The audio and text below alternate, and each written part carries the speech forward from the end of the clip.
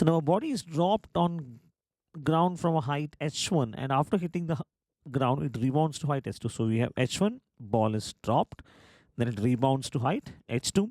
If the ratio of velocities of the ball of the body just before and after hitting ground, before, so let us say before hitting the ball it is v1, and let us say after hitting the ball it is v2, then the percentage wait ratio of velocities of the body just before and after hitting, which means there is a minor mistake here, which means v1 by v2 should be equal to 4, and therefore v1 should be equal to 4v2, right? So v1 should be equal to 4v2. Let the respective kinetic energies be k1 and k2. Therefore, what is change in kinetic energy? Final kinetic energy, that is after k2, minus initial kinetic energy, that is before k1, the whole upon k1 into 100, right? So well, see, if you can, if you want, you can try doing it in the coefficient of restitution approach, but it really doesn't make much of a difference here, because the overall point is to calculate the percentage loss in kinetic energy. So how do we do that? What is kinetic energy 1? K1 is equal to half mv1 squared. What is kinetic energy 2? K2, it is half mv2 squared. Now what do 1 and 2 represent?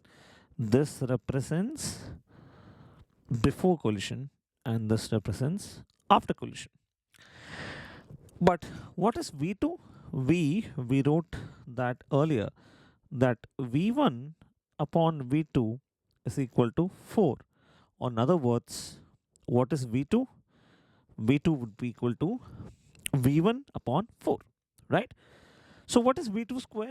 It would be v1 by 4 the whole square. Now I'll make a small rearrangement here. I'll write it as half m into, I'll take this v1 square outside, so I'll take half m v1 square into 1 by 4 square is 1 by 16 into 1 by 16. Now what is half m v1 square? Exactly, half m v1 square is k1.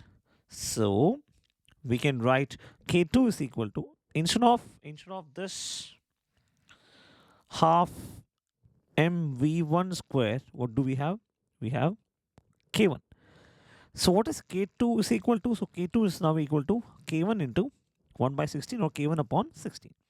Now percentage change in kinetic energy, right? Percentage change in kinetic energy is nothing but final minus initial by initial into 100. What is final? K2. What is the value of K2? We just find out the value of K2 to be K1 upon 16. So we have K1 upon 16 minus K1. So what is K1 upon 16 minus K1? It is K1 minus 16, the whole upon 16, which I can write it further as the whole upon K1 as 16 into K1, right? So we have K1 minus 16. What is, sorry, K1 minus 16 K1, which is minus 15 K1. So ideally there should be minus 15 K1, and what's the denominator? We have K1 as well. Now what is K1 by K1? K1 by K1 is 1, and therefore I can take this as minus 15 by 16 into 100. Now what is given in the question? See, this is where the scalar approach and the magnitude negative and positive comes into picture, and the significance of it. Now minus 15 by 16 into 100 can be written as minus 15 by 4 into 25, which is equal to the percentage loss in kinetic energy is given by x by 4. Now what we have found out is not percentage loss, it is the percentage change. Now what is the percentage change? It is minus 15 to 25 by 4.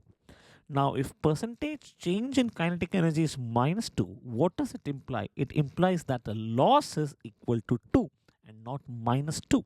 Okay, so loss is equal to 2, otherwise it implies that the percentage kinetic change is minus 2. Similarly, when the percentage change in kinetic energy is minus 15 by 4 into 25, it implies that loss is equal to plus 15 by 4 into 25. Now what is 15 25? It is Sorry, what is 1525 by 4? It is equal to x by 4. Where does x by 4 come? Because we have given the question as the percentage loss is x by 4. So if two fractions are equal, if the denominators are equal, the numerator should also be equal. So we have 1525, which is 375. So the correct option here would be 375. Okay. So very simple, straightforward question. Now let us move on to the next one, which is based on, wow, now this is a very good question because it connects your concepts with loss of, sorry, not loss of motion, motion in a plane, projectile motion.